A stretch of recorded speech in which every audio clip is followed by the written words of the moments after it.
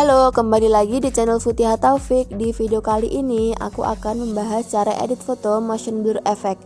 Di dunia fotografi, motion blur effect adalah efek yang timbul karena gerakan sebagian objek dalam foto. Efek ini diperoleh dengan menggunakan shutter speed atau kecepatan kamera rendah. Nah, di video kali ini aku akan mencoba mengeditnya menggunakan aplikasi PicsArt.